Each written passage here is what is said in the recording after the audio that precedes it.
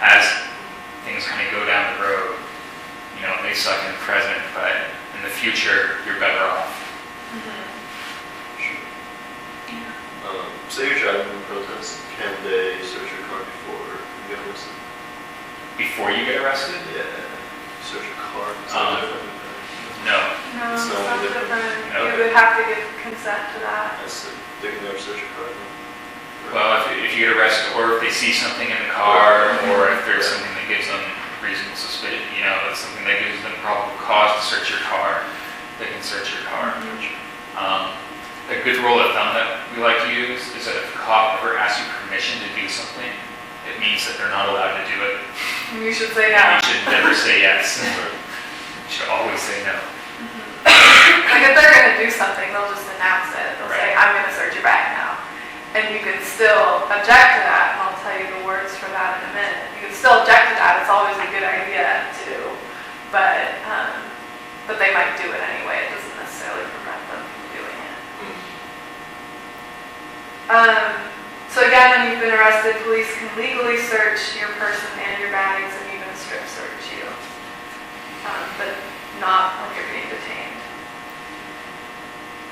According to some cop watch groups, what's been safest for people on the street is to only give your name and your birth date when identifying yourself, but nothing of any substance, where you're coming from, what your address is, who you work for, who your friends are, any of that stuff, because that can open up a new line of questioning. So then that begs the question, do you need to carry ID with you when you're, say, walking on the street or doing anything? Do you need to? In California. Well, here, several places, yeah. Right. You only need to carry your driver's license with you when you're driving a car or when you're like proving your age for, if you're buying alcohol or something. But you don't need to carry it with you when you're riding a bicycle either, which is like kind of a surprise to some people because it's not a motor vehicle, it's just a bicycle and you don't need a license to do that. So if you get pulled over on your bike, you don't have to present your driver's license. You can just give your name and birth date. And they can figure out who you are based on that alone. So keeping in mind that even though you don't have to show ID, sometimes it speeds things up if the cops are going to give you a citation anyway. Did you have a question? No, that sounds good. And if you don't have ID on you when you get arrested, or if you're just being detained or whatever, they can book you and fingerprint you and take photos and everything until they can determine who you are. So it's a good idea in general, we say, to if you're going to a protest and you're in an arrestable situation, to bring your ID with you so that it speeds that process up, to cite and release, but not to bring anything else with you. The exception is if you're doing a large action and say there's 40 or 50 people there, you can all choose not to bring your IDs with you and give them to your attorney ahead of time and for jail or legal solidarity. And so that happens because oftentimes, what happened in Oakland where some people got, felony charges, and other people were off with misdemeanors. If you hold all the IDs there, you can say, hey, everybody gets the same charge, and then we can give you the IDs and speed processing. Because if nobody shows IDs and refuses to ID themselves, that slows up the system considerably. So that you can do that, but it has to be planned out ahead of time. Right, that's a decision that you make with your group depending on how many people you have and everything. And everybody has to go along with that too. It only works if everyone does it. So talking about searches then, the other magic words that we teach in this class are, I do not consent to a search. I do not consent to a search. Again, I do not consent to a search. So again, it's kind of formal language, but it's stating really specifically that you're not consenting to that search. So if you said something like, oh, I'd really rather you not look in my bag, or no, I don't really think so, or something like that, that can still be considered tacit consent, even if you're not handing your bag over. So you have to be very specific and very clear, and you can say it over and over and over again, even like if they've decided that they're going to search you anyways, even as they're searching, you can keep saying it. It's a good idea too if like other people are standing around to say it loud so that people can hear it, so that they can be witness to that.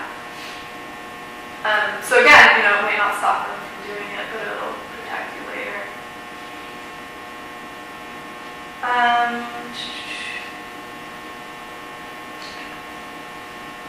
So yeah, if cops are doing a lawful search, it doesn't really matter whether you consent or not, but we still recommend that you say it because it's not always clear to you whether it's a lawful search or not. And also because if it's an unlawful search but you do consent, then they can still use that as evidence because they can say, oh well, he or she consented to the search, so it doesn't, kind of trumps the legality of it. So that's kind of a tricky situation. And then even if there's nothing illegal or incriminating in your bag, when you hand it to them, they might plant something. It happens, it's rare, but it could happen. Or there might be something in your bag that you forgot about, addresses of people or notes on some action that you're planning or any number of other things that you don't really remember that you had, or stuff that you don't think is illegal but could be illegal, like a knife, for example, that's like technically legal but it raises suspicion. Cops will often make it sound like it's quicker and easier for you if you just cooperate and hand it over, but the only people that it's easier for is them and not you, because it'll hurt you in the long run. Of course, the exception is border searching and airport searching. So we did the safety search. Yeah, that's it for that one. Are there any other questions on that? Want to run through it again? Sure. Did I just keep riding my bike? No. I mean, because when they tell you to stop, Yeah, I would get off at first and then ask if you're free to go maybe and then see where that goes. all right, stop right there. Get off your bike. Off the Are you bike. coming from the protest over there? I need to see some ID. Who was organizing that protest? Am I Do you being know? I need to see Were your you in name. charge over there? What was Am going I free to on? go? Listen, this is I am the Yeah, law. yeah, you're gonna just have to me answer see some some of these ID. questions. And then I can keep going? Wait. What? Go away. Good job. So they have to answer you directly, with an affirmative?